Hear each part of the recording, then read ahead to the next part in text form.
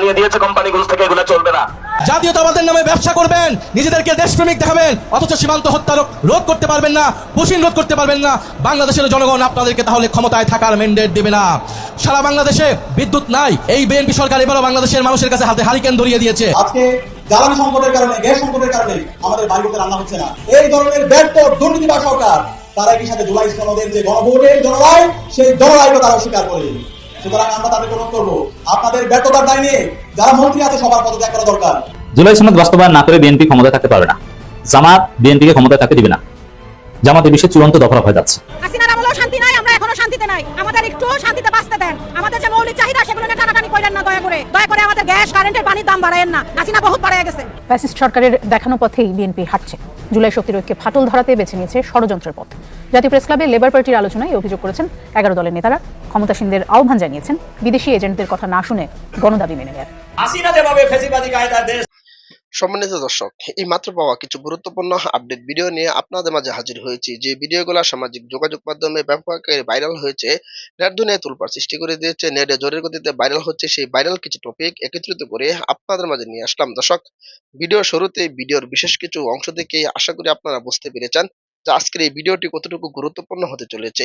দর্শক, তার কথা বাড়াবো না, চলুন ভিডিওতে আমরা একে একে সেই ভাইরাল টপিকগুলো দেখে আসি। দর্শক, ভিডিওটি খুবই গুরুত্বপূর্ণ হতে চলেছে, তাই ভিডিওটি 1 সেকেন্ডও না টেনে সম্পূর্ণ ভিডিওটি দেখার অনুরোধ রইল। চ্যানেলে যদি আপনি নতুন দর্শক হয়ে থাকেন, অবশ্যই চ্যানেলটিকে সাবস্ক্রাইব করে রাখবেন পরবর্তী ভিডিওর জন্য। একটি লাইক করে দেখতে থাকুন সম্পূর্ণ ভিডিওটি। বাংলাদেশে চাঁদাবাজি চলবে, বাংলাদেশে দুর্নীতি চলবে, বাংলাদেশে টেন্ডারবাজি চলবে, বাংলাদেশে খুন চলবে। পুরো জনতা জানিয়ে দিয়েছে কোম্পানিগুলো থেকে এগুলো চলবে না। জাতীয়তাবাদের নামে ব্যবসা করবেন, নিজেদেরকে দেশপ্রেমিক দেখাবেন, অথচ সীমান্ত হত্যা রোধ করতে পারবেন না, পুশিন রোধ করতে পারবেন না। বাংলাদেশের জনগণ আপনাদেরকে তাহলে ক্ষমতায় থাকার ম্যান্ডেট দেবে না। সারা বাংলাদেশে বিদ্যুৎ নাই, এই বিএনপি সরকার এবারও বাংলাদেশের মানুষের কাছে হাতে হারিকেন ধরিয়ে দিয়েছে। আজকে জ্বালানি সংকটের কারণে, গ্যাস সংকটের কারণে আমাদের বাড়িতে রান্না হচ্ছে না। এই ধরনের ব্যর্থ দুর্নীতিবাজ সরকার তারা একই সাথে জুলাই সনদের যে গণভোটের জনরায়, সেই জনরায়কে তারা অস্বীকার করে। সুতরাং আমরা তাদেরকে অনুরোধ করবো, আপনাদের ব্যর্থতার দায় নিয়ে যারা মন্ত্রী আছে সবার পদত্যাগ করা দরকার। জুলাই সনদ বাস্তবায়ন না করে বিএনপি ক্ষমতায় থাকতে পারবে না। জামাত বিএনপিকে ক্ষমতায় থাকতে দিবে না।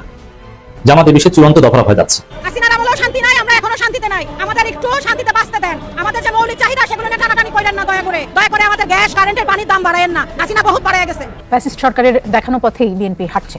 জুলাই শক্তির ঐক্যে ফাটল ধরাতে বেছে নিয়েছে ষড়যন্ত্রের পথ। জাতীয় প্রেস ক্লাবে লেবার পার্টির আলোচনায় অভিযোগ করেছেন 11 দলের নেতারা। ক্ষমতাসীনদের আহ্বান জানিয়েছেন বিদেশি এজেন্টদের কথা না শুনে গণদাবি মেনে নেয়ার।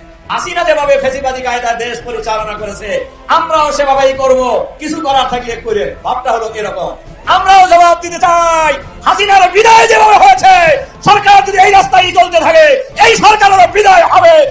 6টা দিন যে গেল, সেই যে আপনার হবিগঞ্জ থেকে শুরু করে হবিগঞ্জ, মৌলভীবাজার, বাহুবল, তারপরে জাফলং, কানাইঘাট, এই যে জায়গাগুলোতে পাটোয়ারি 6 দিন যে কার্যকলাপ করলো, পাটোয়ারির বিরুদ্ধে যে সমস্ত হামলা হইলো, এবং এইগুলো নিয়ে কোনো মামলা টামলা কিছুই হইল না। মানে বাংলাদেশের বিগত 6 দিন আলোচনার বিষয়বস্তুই ছিল পাটোয়ারি, পাটোয়ারি, পাটোয়ারি। আপনারা যদি ভার্চুয়াল মিডিয়াতে যান, দেখবেন পাটোয়ারি কি গালি দিছে, পাটোয়ারি কি কোথায় মারছে, পাটোয়ারি কি বলছে, পাটোয়ারি সম্পর্কে কি বলছে, পাটোয়ারিকে মারতে হবে, পাটোয়ারিকে ধরতে হবে, পাটোয়ারিকে নারায়ণগঞ্জে অলরেডি কিন্তু আপনার অবৈধ ঘোষণা করে দিছে। মানে পাটোয়ারি নারায়ণগঞ্জে যাইতে পারবে না। এই পাটোয়ারি ছাড়ার কোনো আলোচনাই ছিল না বিগত 6 দিন।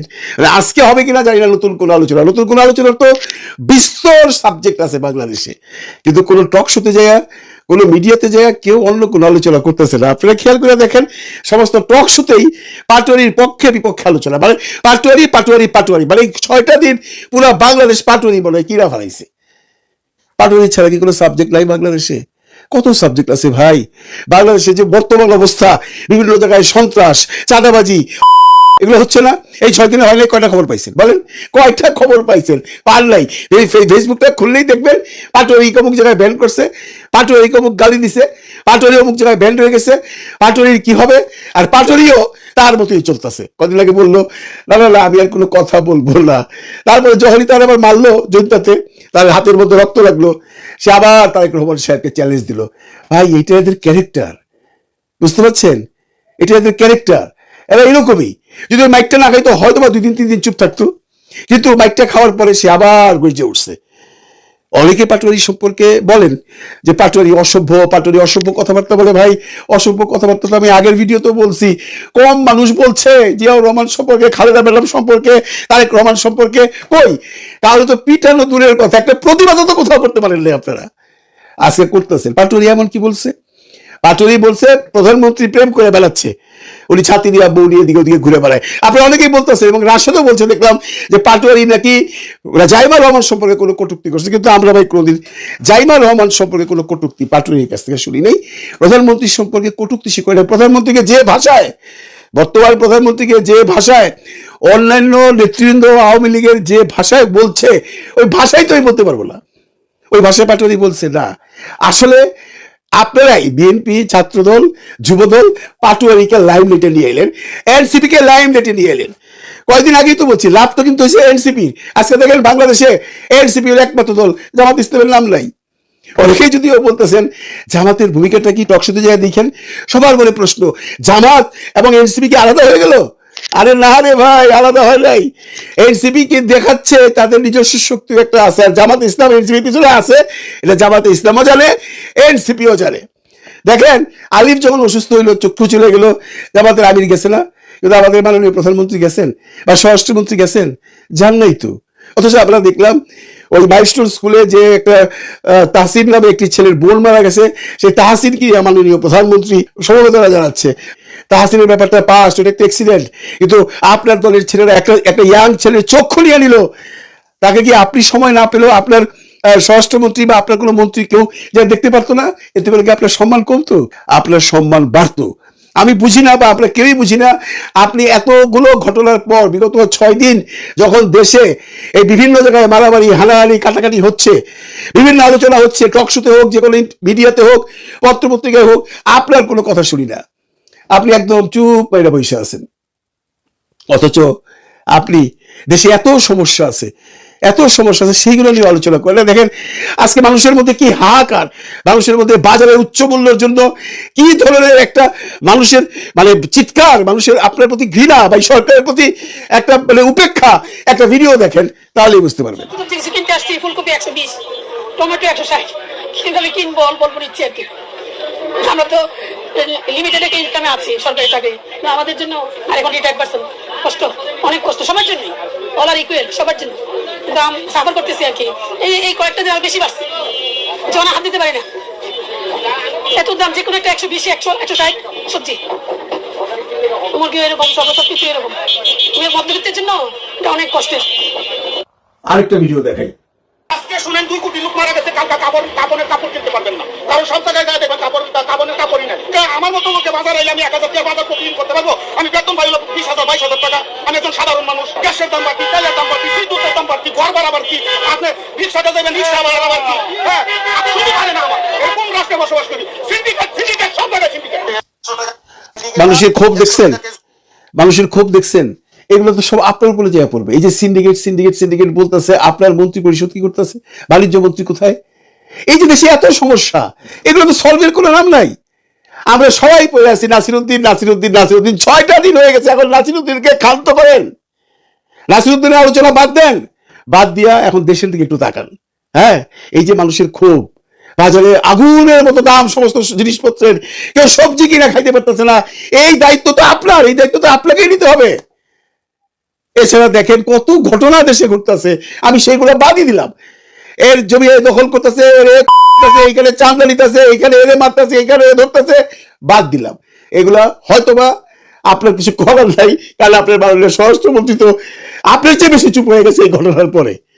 আপনারা সবাই আছেন নাসিরউদ্দিন এনসিপি, বলেন না গুল্লি নাসিরউদ্দিন এনসিপির, দেশটার দিকে একটু তাকান না। এই যে মানুষের ক্ষোভ দেখলেন, তারপরে দেখেন একটা মহল বলতেছে যে এই যে ঘটনা নাসিরউদ্দিনকে নিয়ে যেটা হচ্ছে, এটা একমাত্র ফরহাদ হোসেন আজাদের সেই কেলেঙ্কারিকে চাপা দেওয়ার জন্য, আজাদের এই কেলেঙ্কারিকে চাপা দেওয়ার জন্য এনসিপির ছেলেপেলেকে মারবে যুবদলের ছেলেরা। আমি বিশ্বাস করি না, কিন্তু একটা মহল বলতেছে যে না হলে দেখেন যখন গাজী নজরুল ইসলাম ধরা পড়লো, তখন পরপর 2 দিন এইটা নিয়ে আলোচনা ছিল, অন্য কোনো বিষয়ে আলোচনা ছিল না, কারণ জামাতের একজন ধরা পড়ছে। অথচ জামাত 24 ঘন্টার মধ্যে ডিসিশন নিয়ে তাকে বের করে দিয়েছে। এখন সবাই তাকায় আছিল আপনার দিকে যে আপনি কি করবেন।